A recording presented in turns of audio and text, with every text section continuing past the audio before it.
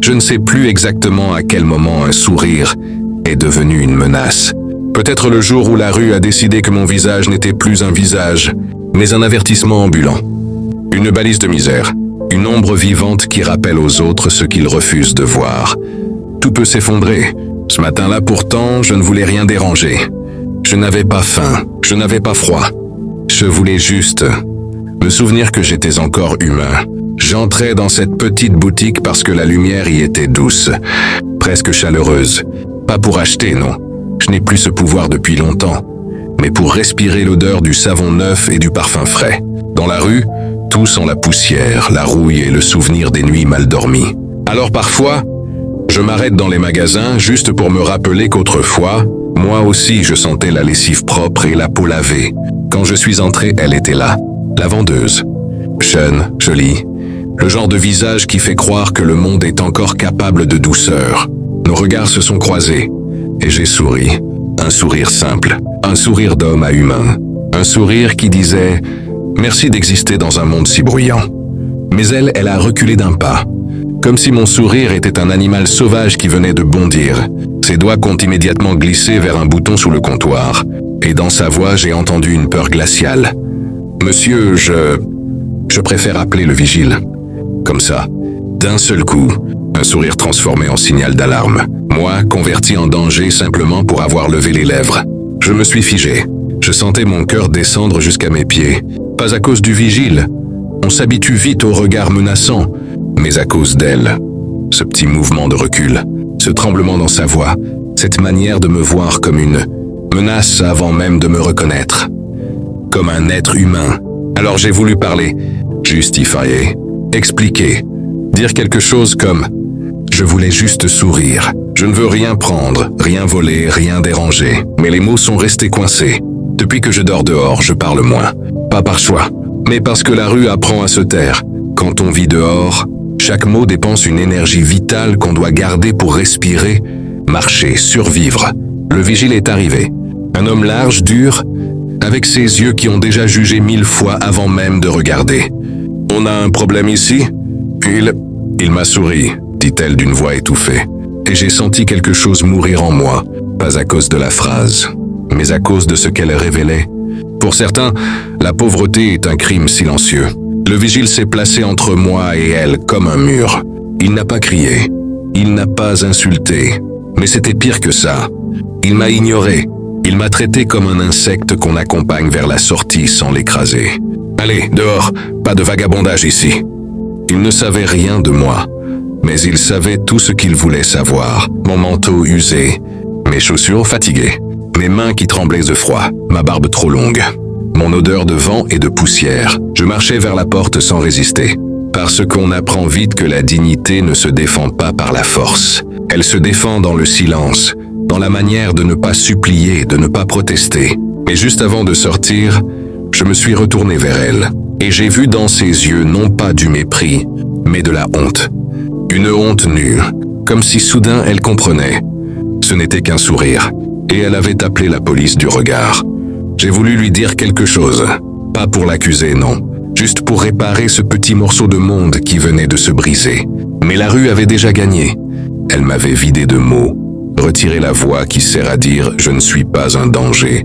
Alors j'ai baissé la tête, j'ai franchi la sortie, et le vigile a refermé la porte derrière moi, comme on referme un chapitre dont personne ne veut lire les pages. Une fois dehors, j'ai marché, longtemps, sans but, comme quelqu'un qui cherche un endroit où son sourire ne serait pas une alerte. Et je me suis mis à penser, pourquoi un sans-abri fait-il peur? Est-ce parce qu'on sent la rue? Parce qu'on ne possède plus rien? Parce que nos vêtements ne racontent plus les bons souvenirs? Ou parce qu'on rappelle aux autres une vérité qu'ils refusent d'affronter? Tout ce qu'ils ont peut disparaître du jour au lendemain. La pauvreté n'effraie pas à cause de ce qu'elle est. Elle effraie à cause de ce qu'elle montre. Je suis devenu malgré moi un miroir que les autres ne veulent pas regarder. Parce qu'y voir mon reflet, c'est entrevoir leur propre fragilité. Dans ma tête, j'ai repensé à une phrase que mon père aimait répéter. Les actes sont la vraie parole des hommes. Les mots mentent, les gestes trahissent, mais les actes, eux, disent la vérité. Ce jour-là, j'ai vu une vérité étrange. Je n'ai rien fait. Pourtant, un acte a été posé contre moi. Ce n'était pas un acte violent. Ce n'était pas un acte bruyant. C'était un acte silencieux. Un sourire interprété comme une menace.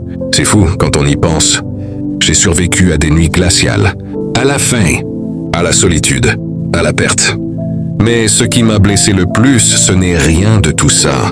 Ce qui fait le plus mal, ce sont les petites humiliations quotidiennes, les regards qui glissent sur moi comme sur un déchet, les portes qui se ferment, les sourires qui s'effacent, les pas qui s'écartent, les murmures derrière moi, et parfois, comme ce matin-là, les vigiles appelés parce que j'ai osé montrer un peu de lumière dans mes yeux. Il m'arrive encore d'y repenser le soir, quand je me couche sous les étoiles ou sous un porche, pas parce que je suis en colère, mais parce que je me demande comment un monde peut-il avoir si peur d'un homme sans rien. Je ne veux pas de pitié, je ne veux pas qu'on m'aime. Je veux juste qu'on sache que derrière mes vêtements usés, il y a encore quelqu'un, un être vivant, un être pensant, un être qui ressent. Ce jour-là, j'ai perdu un sourire, et j'ai gagné une vérité. Il y a deux types de pauvreté, celle du portefeuille et celle du cœur. Et parfois, la deuxième est la plus terrible. Je continue à sourire malgré tout, pas pour plaire, pas pour être accepté, mais parce que c'est tout ce qu'il me reste pour dire au monde. Je suis encore là. Je suis resté longtemps dehors, devant cette vitrine où je n'étais plus le bienvenu. Les gens entraient, sortaient, souriaient, discutaient, achetaient sans même imaginer que pour certains, ce simple geste, entrer dans un magasin, est devenu un luxe inaccessible. Ce qui me frappait, ce n'était pas la scène en elle-même. Non, c'était l'évidence avec laquelle tout le monde semblait l'accepter. Moi dehors, eux dedans. Comme si le monde avait tracé une frontière invisible et que j'avais eu le malheur d'être né du mauvais côté. Je n'ai pas bougé. Je ne suis pas parti par colère. Je suis parti parce qu'il y a une loi invisible que les sans-abri apprennent très vite. Quand on te fait sentir que tu n'as pas ta place, ne reste pas. Le silence protège plus que les mots. J'ai marché. Encore et encore. Les rues semblaient plus longues que d'habitude. Plus lourdes aussi. Je sentais le regard des passants glisser sur moi comme une pluie froide. Certains faisaient semblant de ne pas me voir. D'autres détournèrent le regard au dernier moment, comme si mes yeux pouvaient les contaminer d'un mal étrange. Et ce qui me faisait le plus de mal, ce n'était pas eux, c'était moi. Parce qu'au fond, une question revenait encore et encore. À quel moment suis-je devenu quelqu'un qu'on surveille? J'ai repensé à ma vie d'avant, à mon appartement modeste mais propre, au petit déjeuner simple mais chaud, aux conversations banales mais humaines, aux sourires que je croisais au travail, aux rires que j'entendais parfois dans la rue, sans qu'ils ne se brisent contre ma présence. Avant, un sourire était juste un sourire. Aujourd'hui, c'est devenu un acte suspect, un acte à signaler. Je me suis assis sur un banc en bois, celui près du carrefour où les bus passent toutes les 10 minutes. Je ne prends plus de bus, mais j'aime regarder les portes s'ouvrir et se refermer. Ça me rappelle que le monde continue à tourner, même sans moi. Devant moi, deux jeunes riaient. L'un d'eux disait « Bro, regarde celui-là, on dirait il va demander 1 euro. » Il parlait de moi, mais je n'ai pas réagi. Dans la rue, la première défense, c'est l'ignorance. Ne pas répondre, ne pas exister plus que nécessaire. Leurs mots glissaient, mais quelque chose en moi résistait à cette indifférence. Parce qu'il y a des blessures qui ne font pas saigner le corps, mais qui fendent l'âme en silence. Je repensais encore à la vendeuse, à son regard paniqué, à son geste instinctif, et je me suis demandé combien d'autres vivent dans cette peur automatique. Combien pensent qu'un sans-abri est une menace avant d'être une vie? La vérité, c'est que la pauvreté n'effraie pas à cause de la saleté ou des habits usés. Elle effraie parce qu'elle révèle un mensonge social. On a tous besoin les uns des autres, mais personne ne veut l'admettre. Une école brutale, une école qui enseigne le vrai caractère des gens, le vrai poids des sourires, le vrai sens des actes. Sur les bancs de cette école-là, j'ai compris une chose essentielle. Les paroles sont des promesses fragiles. Les actes sont des aveux indiscutables. La vendeuse ne m'a rien dit de méchant. Aucun mot blessant, aucune insulte. Et pourtant, son acte a tout raconté. J'ai commencé à marcher vers un endroit que j'aime bien. Un vieux pont en pierre, un peu isolé, où la rivière coule lentement. L'eau m'apaise. Elle me rappelle que tout passe, même les journées les plus lourdes. Je me suis assis au bord, mes mains posées sur mes genoux. Le vent était froid, mais pas méchant. Je regardais l'eau couler, et pour la première fois depuis longtemps, je me suis permis de penser à moi. Non pas comme un sans-abri, mais comme un homme qui a vécu, qui a aimé, qui a perdu, et qui continue malgré tout. Et là, j'ai eu un moment étrange, un moment de lucidité, un moment qui fait mal, mais qui guérit aussi.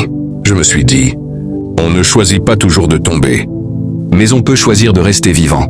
Ce n'était pas un message de motivation, pas un slogan, c'était juste la réalité. Tant qu'il me reste la capacité de sourire, même si on m'en punit, je ne suis pas totalement brisé. La vie m'a pris beaucoup. La société m'a effacé. Les regards m'ont jugé. Les portes se sont fermées. Mais il me reste une chose que personne ne peut m'enlever.